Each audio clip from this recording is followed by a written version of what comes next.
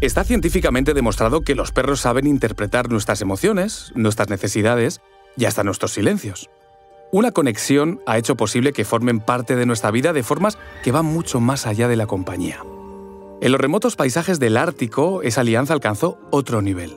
Allí los perros de trineo eran mucho más que animales fuertes y resistentes. Se convirtieron en puente entre comunidades aisladas y el resto del mundo. En ese contexto se produjo la llamada Carrera del Suero en 1925, cuando varios mushers, los guías del trineo, y sus equipos recorrieron más de 1000 kilómetros para frenar una epidemia que amenazaba la población de Nome, en Alaska. Entre todos los nombres que participaron en aquella misión, el del perro Balto terminó destacando como un símbolo especial.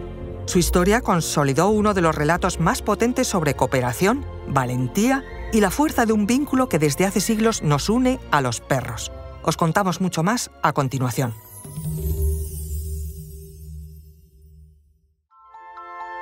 Soy María José Rubio, historiadora y escritora.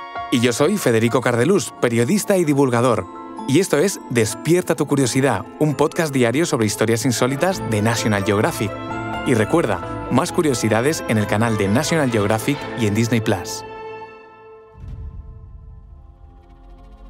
El brote de difteria que sacudió Alaska en 1925 no fue una enfermedad más. La difteria atacaba la garganta, generaba una membrana que impedía respirar y afectaba al corazón y al sistema nervioso. Antes de las vacunas, la mortalidad de niños superaba con facilidad el 10 o el 15%.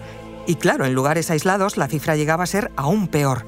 Cuando la enfermedad llegó a Nome, una ciudad ubicada en el estado norteamericano de Alaska, lo hizo en pleno invierno y en un momento especialmente delicado.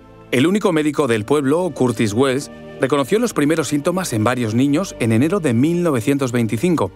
Sabía bien lo que estaba viendo porque ya había atendido casos similares en otras regiones del territorio. De hecho, el primer fallecimiento infantil documentado se produjo poco después, el 20 de enero.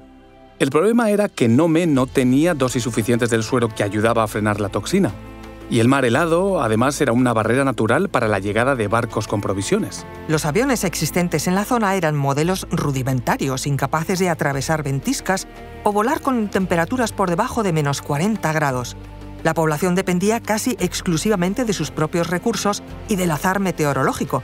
Y es que para los pueblos asentados en el extremo oeste de Alaska, un brote así trastocaba la vida comunitaria. Por eso, cuando se confirmó que Nome no tenía dosis operativas de antitoxina, el medicamento para tratar la difteria, las autoridades locales comenzaron una frenética y desesperada cadena de mensajes. Los archivos del Alaska State Library conservan telegramas oficiales de ese periodo en los que se habla claramente de riesgo extremo de mortalidad infantil y se solicita apoyo inmediato a Anchorage, Fairbanks e incluso a Washington, D.C. El problema era que aunque el suero existía, estaba demasiado lejos, a cientos de kilómetros al sur.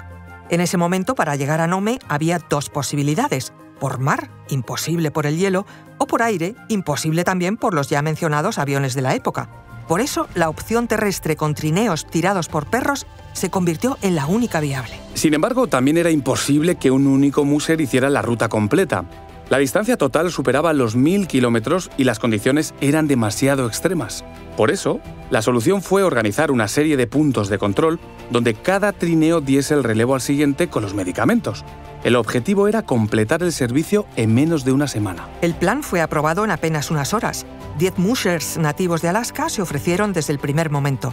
A ellos se sumaron otros más experimentados, vinculados al correo y al transporte de mercancías. En total, 20 equipos participaron en la misión de llevar el suero hasta Nome. A lo largo de aquellos días, el relevo avanzó a una velocidad nunca vista en esas condiciones.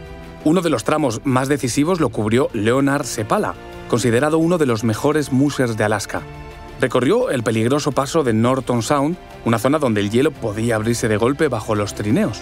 Su equipo, liderado por Togo, completó la distancia más larga del recorrido y atravesó los puntos más arriesgados. Con el avance del relevo, el suero fue acercándose poco a poco a Nome, pese al temporal. Cuando la noche cayó de nuevo sobre la costa de Alaska, el suero estaba a punto de completar las últimas decenas de kilómetros. Gunnar Kaasen y su equipo, liderado por el perro Balto, recibieron el relevo en Point Safety ya de madrugada.